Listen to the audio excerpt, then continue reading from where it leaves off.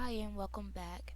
This is the brown and black swirl Jenny ponytail tutorial, and yeah, I did this nice, sleek, and yet very fast. I think it took about an hour hairstyle on my daughter Tashana Avery. Yeah, she's on YouTube too, so be sure to check out her channel Tashana Avery. I'll post the link below. But yeah, if you like what you see, please keep watching. Okay, well, let's just jump right in. So yeah, before she had in the purple swirl, and if you haven't seen that, you can check out that tutorial too. But she only had it in for a week, so I'm revamping her hairstyle because she can only wear neutral, natural colors to school. So yes, I'm taking that out. So since I'm revamping the hairstyle, I decided to do all the braids back over since she only has 8 big braids in total. So yeah, it's a really quick hairstyle, especially since it's already parted. So here, I'm just taking out one of the older braids that I did last week. And be sure to be gentle when you're removing these braids because you don't want to damage the real hair, especially when you get toward the front area. Really take your time and make sure that you don't damage the edges of, you know, the child's or whoever hair it is that you're doing. You don't want to damage their hair. So yeah, this was really easy to do. So basically, I'm just taking out her braids and I'm re-wetting her hair with just clear water, and that's just putting the moisture back into her hair because when you do weave, it really tends to dry out your hair. So instead of combing her hair as soon as I take the braid out, the first thing I like to do is to go ahead and put the moisture back into the hair as well as to finger detangle it. So I'm not saturating the hair, I'm just basically making the hair soft and more manageable. She was asking me that, if you put water in your hair, will it, get nappy? And yeah, as you can see, I was telling her that, it really depends on how much you moisturize your hair. If you moisturize your hair a lot and your hair is always, moisturized, it it will probably be in its moisturized state most of the time. But when you're scared to put water on your hair and when you finally do wet your hair is so thirsty that it soaks up the water, and yeah, you really lose some of your length, and it does tend to coil back up. As you can see, her hair is really elongated because she had these braids in for a week already. But in the other tutorial, when she had it freshly washed, you could see that her hair was really kind of curly, but it didn't go all the way into its very kinky, curly, coily style that it can get to. So here I'm just adding grease to the hair after I moisturize it with the water, and yeah, just sealing in the moisture. And now I begin to comb the hair and detangle it completely so that I can replace the braid back into the hair. So the next step you would want to do is just to go ahead and separate the hair to make it easy when you're braiding, not to have it all bunched up. So go ahead and separate it so it'll be easier to pick up. And another thing is about natural hair is it's more manageable when it's wet. And you could use a spray bottle, but she prefers when I use a cup because she doesn't like the spray bottle. So I'm starting at uh, the front of her hair, at the very front, and I'm grabbing just a small piece. And as soon as I take the first braid, I go ahead and I separate that hair and go ahead and add it into 3 sections so that when I'm braiding down, I have 3 sections of the false hair in each section. I'm sorry. So yeah, from there, make sure you detangle the hair all the way down, to prevent it from tangling and snagging and making it, very hard to go back or to braid backwards. So just make sure that you keep the hair very detangled completely as you're braiding, as I was showing you there. Make sure it's completely detangled. It gives you a more uniform look as you see at the bottom braid because it's a more clean version of a braid. As you can see, number two, I don't know what was going on there, but she's a child, so when it comes to things like that, when you're thinking about you're just doing your child's hair, I'm not a professional. Yeah, sometimes you can go back and fix it, but I just didn't because really, when really she's just 13 and she's just going to school, so yeah, it'll be okay. So yeah, I just took out all 8 of her big braids and I rebraided them and re-moisturized her hair because it's just good to promote healthy hair growth. So this is a great protective style when you're dealing with your child's natural hair because it gives them, time to let their hair sit and rest. Because she'll have this up for the next 2 to 3 weeks or so before I do another style. And it takes away from me having to comb her hair a lot. And when you're dealing with natural hair, it is quite time consuming. But yeah, so these are the colors that she chose. She went to the store with her brother, and we're going to be revamping her purple swirl and giving her a brown and black swirl. So with the purple swirl, I did very many braids in the front, and that was due to the fact that she's only 13 and she didn't need like really big purple braids in her hair. I let her get the purple, but I kind of try to keep it to a minimum. But we're going to be keeping all of the same parts, but we're going to make these braids bigger and we're going to add her some brown color into the black. So here I'm showing you where I'm going to drop the braid. So we're going to drop it down by her eyebrow. So when you're doing this, I'm just going to talk while the video's playing. But when you're doing this, you want to go ahead and remember to not part your parts bigger when you're going for a bigger look.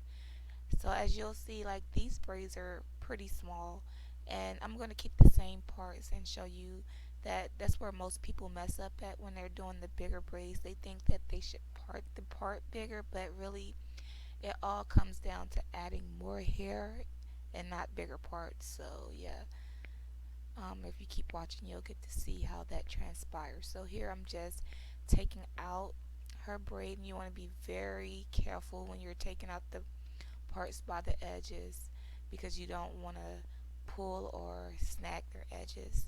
So here you can see that this hair is very vibrant. So you can quite tell where her hair starts and where the purple hair ends. So I'm just going to cut off most of that to help me go ahead and unravel that braid quite quicker than having all that loose hair at the end. So yeah.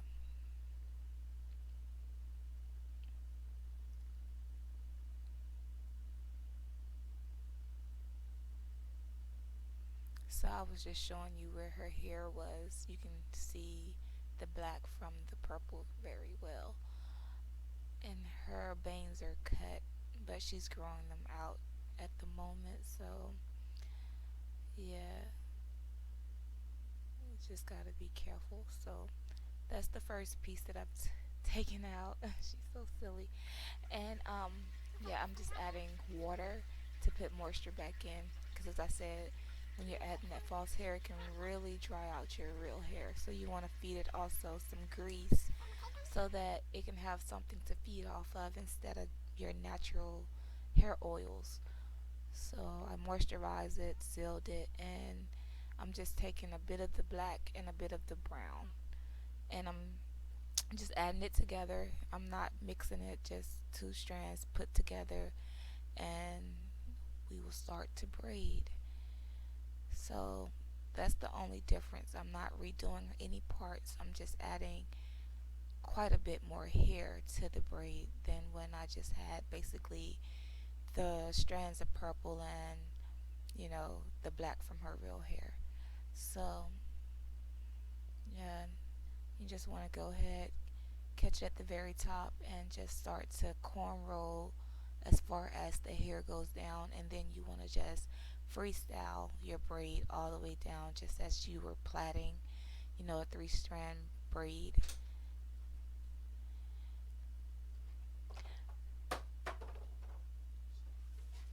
Oh, you're okay.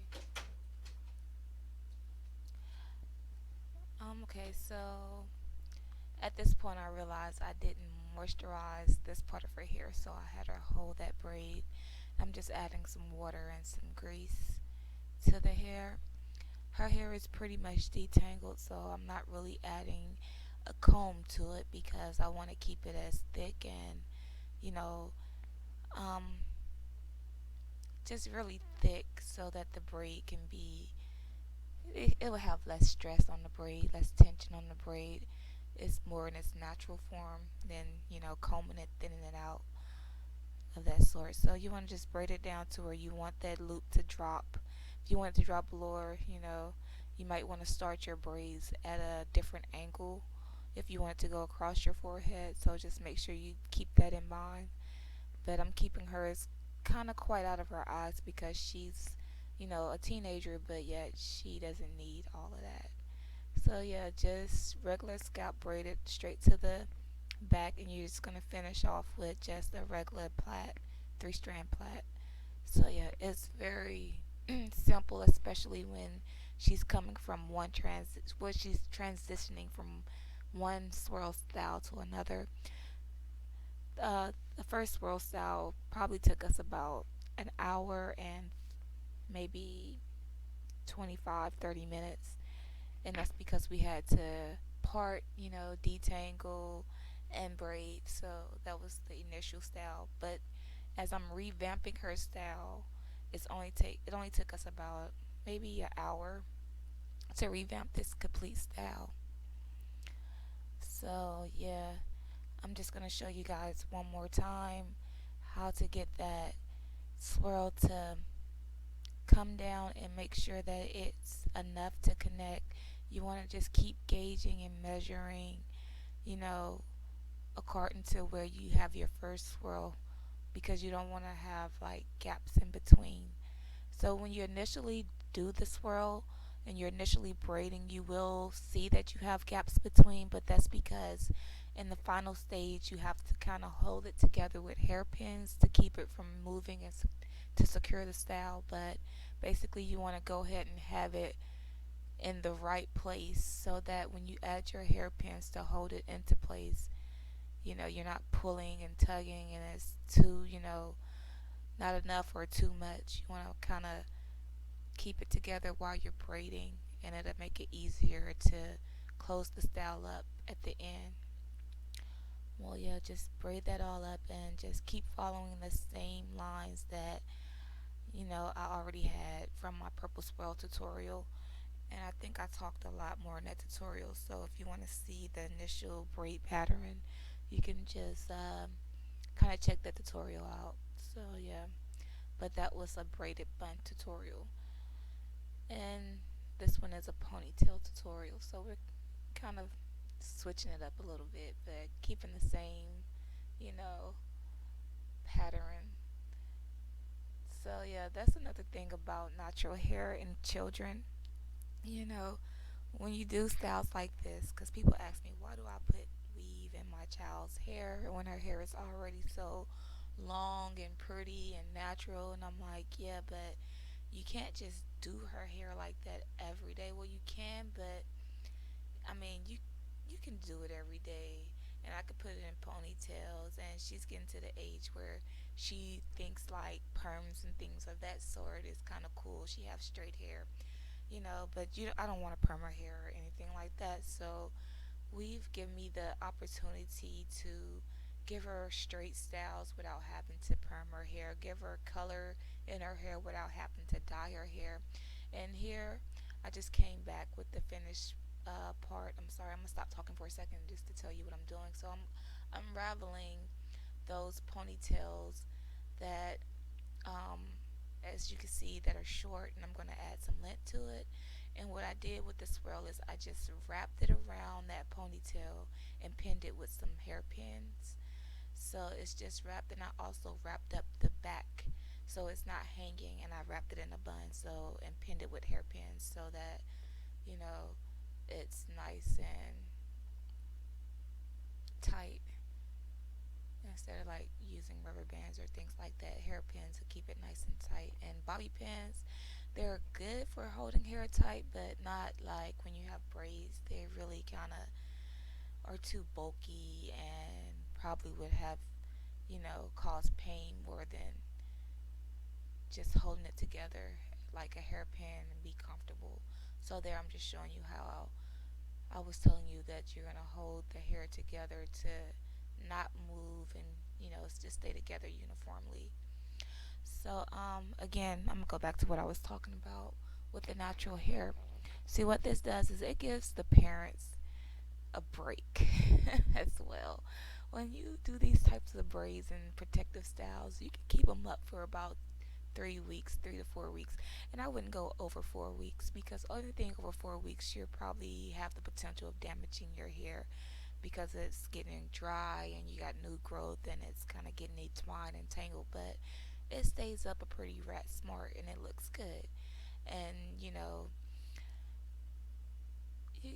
it takes about an hour or so, when you're doing it, but the lasting results of not having to do hair for the next 2 to 3, maybe 4 weeks at a time, it's really satisfying when you're dealing with natural hair. So, yeah, it's very time, saving, especially for parents that are on the go and their children hair is really thick and they have a lot of hair, and it's really good for the kids too because they don't have to sit there every morning and get their hair done. It's like already done. They're feeling it. They get dressed and they're ready to go. Like my daughter, she goes to school and her bus come at 6:30 in the morning. She doesn't have to get up and I don't have to mess with her at night. But she does wear her natural hair too, as you'll see in some tutorials that we'll have coming up. Because she wears her natural hair quite often, but this is just the way that I like to give her hair a break, as well as me a break, as well as her a break. And yeah, and it's protecting her hair from all the elements, and it looks good. So yeah, it's a win-win situation. So yeah, I'm just adding on lint to these braids so that they don't stop so short, as you can see. So basically, I'm just teasing the ends and I'm choosing the length where I want it to stop, and I go up a little bit so that the braid can cast down into a smaller braid and starting too far down because it'll be like big, small, big, and you can see where it starts. So you want to start up into the bulky part, and as you can see, I kind of like braided past the part where I need it so that I can start the braid tighter and then add the hair and then braid all the way down. As well as you have to remember to be able to make adjustments, as you're braiding, because you'll come to parts where the hair is smaller in portions and you'll have to transfer hair from one portion to another portion. So you have to be mindful as you braid all the way down to keep transferring hair so that you have equal strands as you braid. So yeah, I'm just speeding it up a little bit because I'm pretty sure you get the picture by now. And so yeah, I'm just cutting a little bit on the tips and adding in the rest of the braids. So I hope you're enjoying this tutorial. Yeah, it's really fun. It was really fun doing it. I had to do a voiceover because when I braid hair, most of the time I love to listen to music. And as you know, they really hate that. So I try to stay in the rights when it comes to copyrighted, music and things of that sort. So yeah, I think I talked the whole way through this video. I'm not sure what I said, so I'm just kind of adding in some words. It's like what, 3:28 in the morning, and I'm doing a voiceover. Yeah, isn't that awesome? Anyway, yeah, I went to bed kind of early, about what, maybe 4 o'clock in the evening, and now I'm up. Well, what else can I do? How about I voice over an editation of a hair tutorial for you guys? Isn't that awesome? Anyway, yeah, I really love doing my little girl hair. I only have one little girl, so you guys will see a lot of hairstyles on her. And yeah, I really just post them to my Facebook page mostly.